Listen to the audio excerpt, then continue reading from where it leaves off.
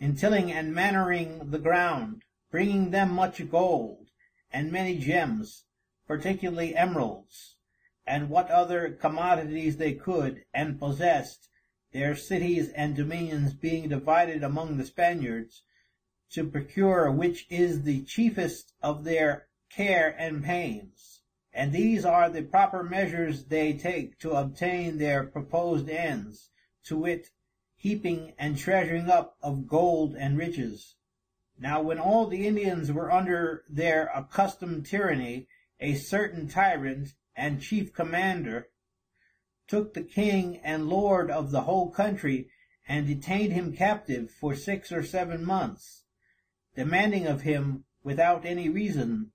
store of gold and emeralds. The said king, whose name was Bogoca, though fear, promised him a house of gold, hoping in time to escape out of his clutches, who thus plagued him, and sent some Indians for gold, who frequently and at several times brought him a great quantity of gold and many jewels. But because the king did not, according to his promise, bestow upon him an apartment made of pure gold, he must therefore forfeit his life. The tyrant commanded him to be brought to trial before himself, and so they cite and summon to a trial the greatest king in the whole region, and the tyrant pronounced this sentence, that unless he did perform his golden promise, he should be exposed to severe torments. They racked him, poured boiling soap into his bowels, chained his legs to one post, and fastened his neck to another, 2 men holding his hands, and so applied the scorching heat of the fire to his feet. The tyrant himself often casting his eye upon him, and threatening him with death, if he did not give him the promised gold. And thus with these kind of horrid torments the said lord was destroyed, which while they were doing, God being willing to manifest how displeasing these cruelties are to his divine majesty, the whole city, that was the stage on which they were acted, was consumed by fire, and the rest of the captains following his example destroyed all the lords of that region by fire and faggot. Once it fell out that many Indians addressed themselves to the Spaniards with all humility and simplicity, as they used to do, who thinking themselves safe and secure, behold the captain comes into the city, where they were to do their work, and commands all these Indians, sleeping and taking their rest, after supper, being wearied with the heavy drudgery of the day, to be slain by the sword. And this stratagem he put in practice, to make a greater impression of fear on all the minds of the inhabitants. And another time a certain captain commanded the Spaniards to declare upon oath how many caciques and Indians every individual person had in his family at home,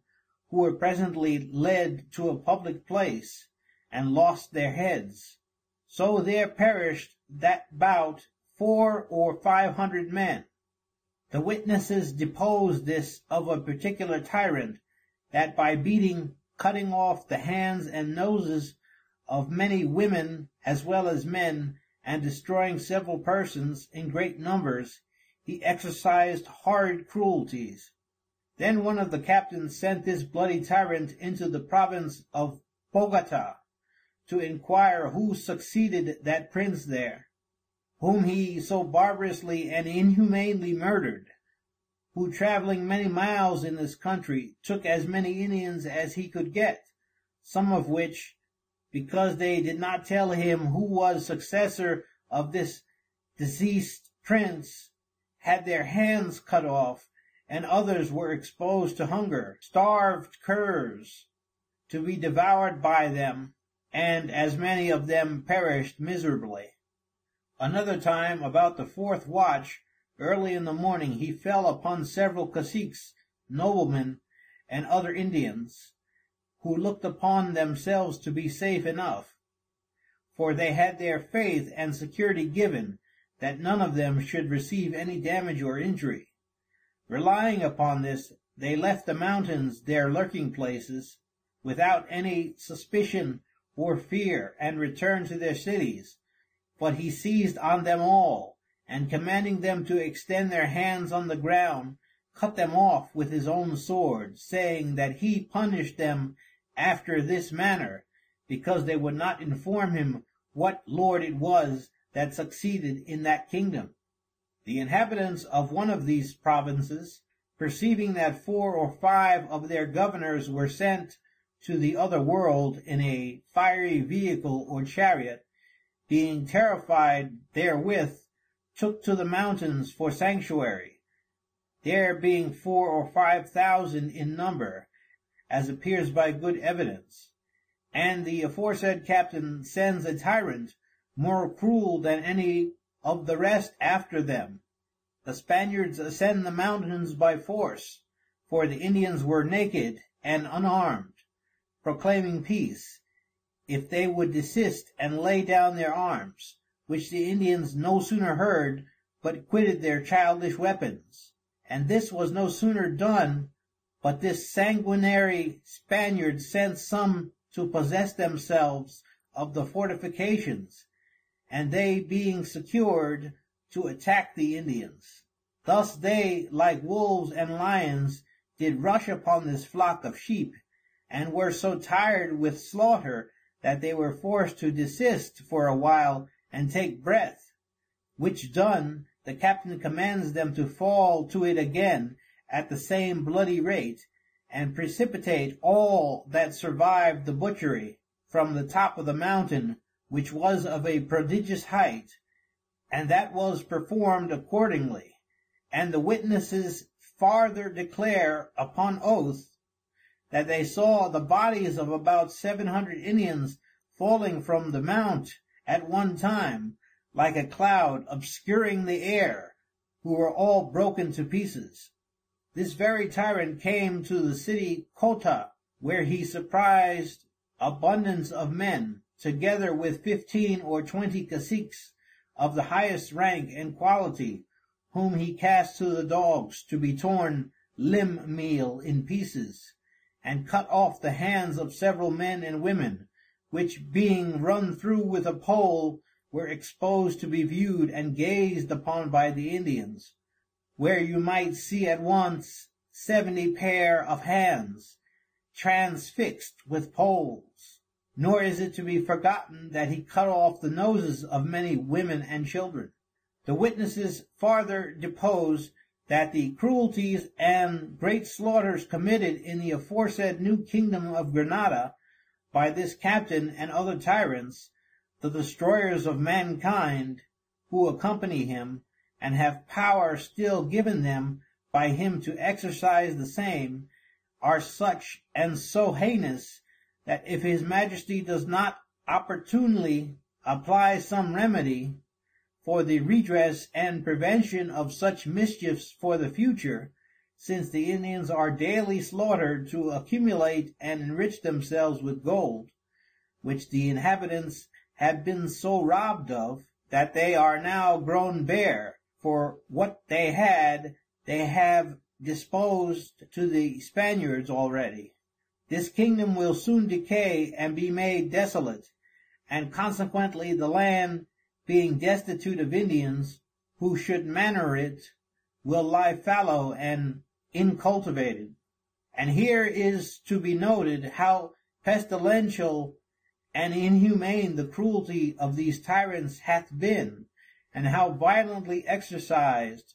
when as in 2 or 3 years space they were all slain, and the country wholly desolate and deserted,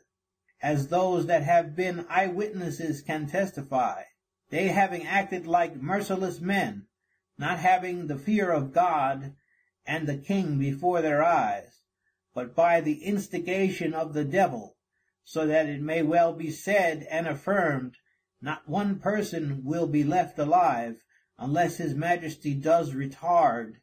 and put a stop to the full career of their cruelties, which I am very apt to believe, for I have seen with these very eyes of mine many kingdoms laid waste and depopulated in a small time. there are other stately provinces on the confines of the new kingdom of Granada, as Popayan and Cali, together with 3 or 4 more above 500 miles in length, which they destroyed in the same manner as they have done other places, and laid them absolutely waste by the prementioned slaughters, who were very populous, and the soil very fruitful. They who came among us from those regions report that nothing can be more deplorable or worthy of pity and commiseration than to behold such large and great cities totally ruinated and entombed in their own ashes, and that in a city adorned with 1,000 or 2,000 fabrics,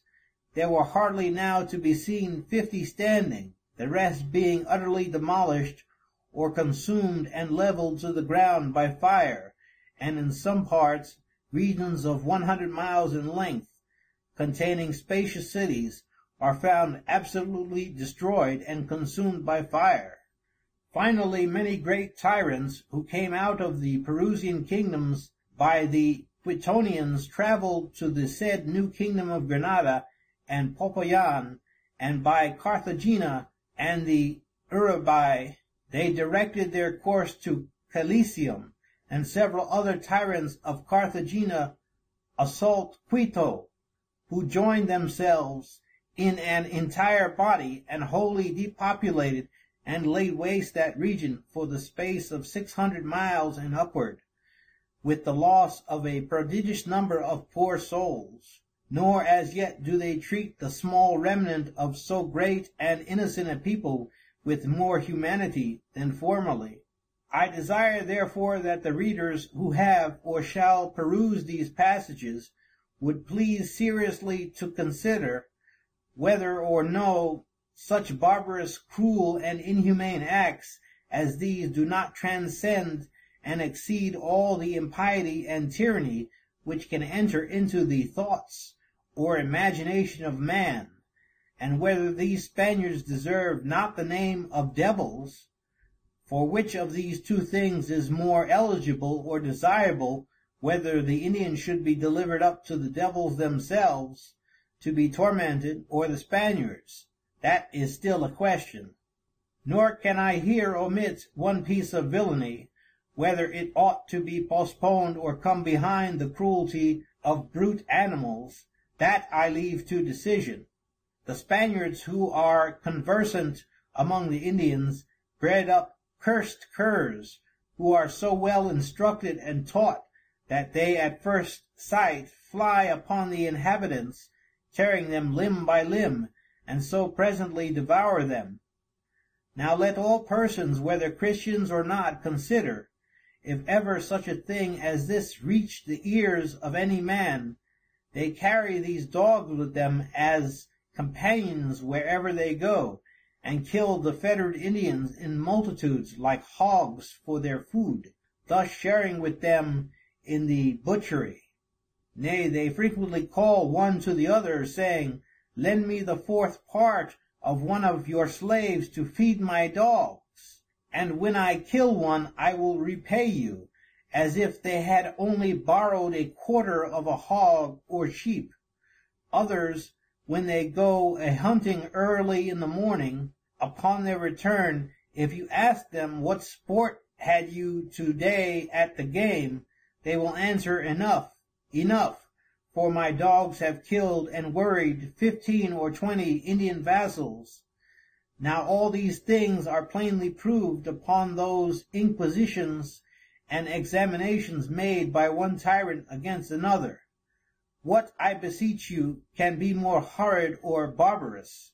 But I will desist from writing any longer at this time, till some messenger brings an account of greater and blacker impieties, if greater can be committed, or else till we come to behold them again, as we have done for the space of 42 years with our own eyes. I will only make this small addition to what I have said, that the Spaniards, from the beginning of their first entrance upon America to this present day, were no more solicitous of promoting the preaching of the Gospel of Christ